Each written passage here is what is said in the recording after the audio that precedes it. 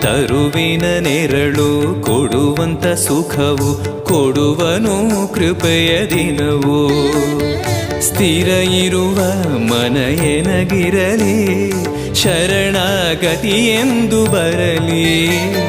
ಭಗವಂತನ ಪ್ರಿಯ ಮಗನಿವನ ಸಾರಿ ಬದುಕು ಇರಲಿ.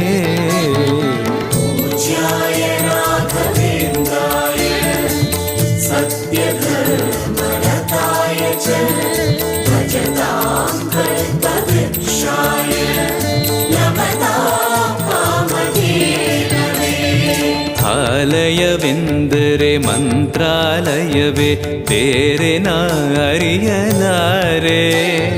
ರಾಜನು ಎಂದರೆ ಶ್ರೀ ಗುರುರಾಜನೇ ಮತ್ತು ನಾ ತಿಳಿಯಲಾರೆ.